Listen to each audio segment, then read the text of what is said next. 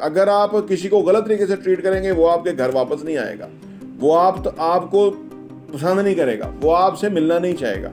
लिहाजा पैसे को कभी भी, ये पैसा एक एनर्जी की तरह, इसको गलत ट्रीट ना करें, इसकी रिस्पेक्ट करें, इसकी इज्जत व तकरीम उसको मिलनी चाहिए पैसे को, और इसके साथ अपना तल्लक बेहतरीन बनाएं। पहले तो आप अपना आमदनी के लिए पर आवर निकालें कि आपका फी घंटा कितने की आमदनी है, और अगर आपका फी घंटा की जो आमदनी आपके सामने आ गई, अब हर चीज़ खर्च करते हुए सोचिएगा कि जो मैं खर्चा करने लगा हूँ इसको कमाने के लिए मुझे 1 घंटा काम करना पड़ेगा, तो क्या वो वर्थ इट है वो खर्चा करना, वो चीज़ खरीदना? कि मैंने ये वीडियो देखी थी, यहाँ से मुझे इस सिस्टम का समझ आई थी और मैंने इसको ज्वाइन कर लिया था।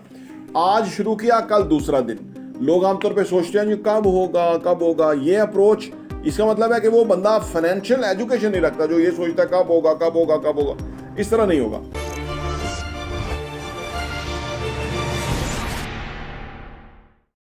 बिस्मिल्लाहिर्रहमानिर्रहीम, अस्सलाम वालेकुम रहमतुल्लाहि व बरकातहू। मेरा नाम अहमद अकील है, आप देख रहे हैं प्रॉपर्टी विजन टीवी। ये वीडियो उनके लिए बहुत मुफीद होने वाली है कि जिन्होंने अपने फाइनेंशियल लाइफ के बारे में कुछ सोचा नहीं है, अभी सोचा तो है लेकिन कुछ किया नहीं है, कुछ किसी जगह वो खड़े हुए नहीं हैं और बिल्कुल वो एक किनारे पे खड़े हुए अपनी ज़िंदगी को देख रहे हैं कि हमारी ज़िंदगी फाइनेंशियली किस तरह से बेहतरीन होगी।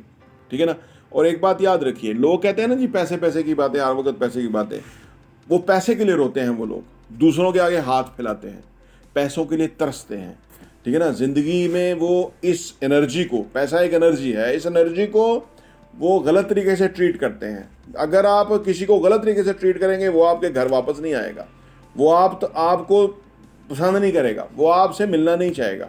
लिहाजा पैसे को कभी भी, पैसा एक एनर्जी की तरह, इसको गलत ट्रीट ना करें, इसकी रिस्पेक्ट करें, इसकी इज्जत व तकरीम उसको मिलनी चाहिए पैसे को, और इसके साथ अपना तल्लक बेहतरीन बनाएं।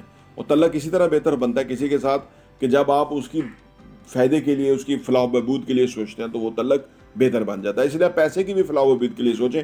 पैसा दरअसल बोर हो जाता है, जब आप पैसे को मिसयूज़ करते हैं या रखते हैं, पैसा बोर हो जाता है। जैसे हम बिल्डिंग्स बनाते हैं और पैसा बिल्डिंग्स में इन्वेस्ट करते हैं, उससे पैसा हैप्पी रहता है क्योंकि वो एम्प्लॉयमेंट के मौके जनरेट होते हैं।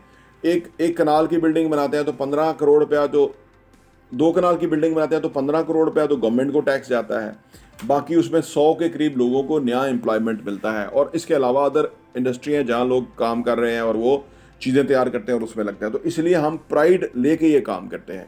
लोग कहते हैं कि पाकिस्तान से एक्सपोर्ट करो, कौन एक्सपोर्ट करेगा? जबकि रेंटल पावर गवर्नमेंट ने 60% रेंटल पावर गवर्नमेंट की है और वही गवर्नमेंट लोगों को निचोड़ के तबाह करके मार रहे हैं। वो रोज़ लोग बिजली और पंखे बंद करके बैठे हुए हैं, फैक्ट्री कहाँ से लगेगी? क्यों नहीं उनको कहते, उन ये जो नाकाम तरीन हुक्मरान है, नाकाम तरीन जो इंतज़ाम करने वाले लोग हैं, इनको क्यों नहीं कहते कि खुदा का खौफ करो, होश के नाखन लो, इंडस्ट्री तो तुम लोगों ने तबाह की हुई है और ऊपर हमारे टैक्स के पैसे से मज़े कर रहे हो। लिहाजा एक्सपोर्ट नहीं हो सकती, कुछ चीज़ प्रोड्यूस नहीं हो सकती। इस लेवल पे पाकिस्तान को मकरूज़ और पीछे हाथ बांध के ये हुक्मरानी कर रहे हैं ये लोग। तो इसलिए आप ये ना सोचें कि जी ये एक्सपोर्ट होगी। हम ये जो काम कर रहे हैं हम इसलिए कर रहे हैं कि बेसिकली इससे बाहर से पैसा इनफ्लो हो रहा है। ओवरसीज जो कमाते हैं वो यहाँ पैसा इन्वेस्ट करते हैं, उससे पाकिस्तान चलता है, ग्रो करता है, लोगों को एम्प्लॉयमेंट मिलता है, तरक्की होती है। अच्छा जी, अगर आप अपनी फाइनेंशियल लाइफ को बेहतर करना चाहते हैं तो सबसे पहले फाइनेंशियल एजुकेशन हासिल करें। फाइनेंशियल एजुकेशन क्या है कि हम पैसा कमाते कैसे हैं और ख़र्च कैसे करते हैं। जो कमाते हैं और जो खर्च करते हैं उसको नोट डाउन करें ताकि सारी चीज़ें आपके सामने रहें। जो चीज़ आप ऐसी खर्च करते हैं पैसा, पहले तो आप अपना आमदनी के लिए पर आवर निकालें कि आपका फ़ी घंटा कितने की आमदनी है, और अगर आपका फ़ी घंटा की जो आमदनी आपके सामने आ गई, अब हर चीज़ खर्च करते हुए सोचिएगा कि जो मैं खर्चा करने लगा हूँ इसको कमाने के लिए मुझे 1 घंटा काम करना पड़ेगा, तो क्या वो वर्थ इट है वो खर्चा करना, वो चीज़ ख़रीदना?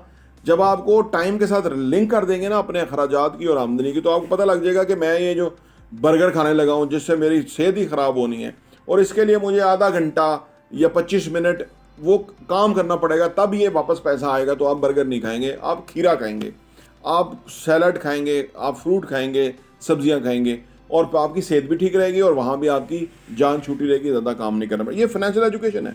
पैसे को आपने समझना है कि उसका बेस्ट यूटिलाइजेशन क्या है, ये फाइनेंशियल एजुकेशन है। जब आपको फाइनेंशियल एजुकेशन आ गई तो फिर अगला स्टेप है फाइनेंशियल डिसिप्लिन। आपने फाइनेंशियल डिसिप्लिन अख्तियार करना है कि ये बजटिंग है, इतना एक्सपेंस होगा। मेरी आमदनी 200 रुपया है, एक्सपेंस 120 रुपीज़ से ज़्यादा नहीं जाएगा। अब उसी के अंदर सिस्टम चलाना है, 80 रुपीज़ बचने चाहिए। वो 80 रुपीज़ जो है वो इन्वेस्टमेंट में जाने चाहिए। वो इन्वेस्टमेंट होगी तो आपका जो पैसा है वो ग्रो करेगा और आपके पास एक पोर्टफोलियो डेवलप होगा। वो पोर्टफोलियो जो डेवलप होगा वो आने वाले टाइम में आपके पास और मल्टीपल जो एसेट्स हैं वो डेवलप होंगे, तो आपकी ज़िंदगी में आपको फ़ायदा होगा। ये इमीडिएटली होने वाली चीज़ नहीं है। आज आप फाइनेंशियल एजुकेशन लेंगे, फाइनेंशियल डिसिप्लिन तैयार करेंगे, 6 महीने के बाद आप क्वालिफाई करेंगे कि आप कोई डाउन पेमेंट भर सकते हैं, डाउन पेमेंट जमा कराएंगे। उसके बाद फिर आप अगला 3 साल का या 5 साल का या 4, अभी तो हमारे पास 6 साल का भी मंसूबा है, उसके लिए आप फिर अपने आप को तैयार करेंगे और उसकी आप पेमेंट्स करेंगे और उसके बाद वो आपका यूनिट बन जाएगा। यानी अगर DHA में आपका 6 साल के इंस्टॉलमेंट के ऊपर एक यूनिट बन जाए और वो आप, और फिर जब वो बन जाएगा तो उसकी वैल्यू 3 गुना हो चुकी होगी। तो क्या हुआ, आपका पैसा, जो पैसा आपने कमाया था वो इन्वेस्ट हुआ, उस पैसे ने पैसे को कमाया और वो पैसा अब एक बड़ी अमाउंट में अंदर कन्वर्ट हो गया। This is financial education. इसकी ये उसकी एप्लीकेशन है, ठीक है ना। तो फिर जब आप इस तरह प्रोसेस को अडेप्ट करेंगे ओवर द ईयर, तो फिर आपकी फाइनेंशियल फ्रीडम आ जाएगी।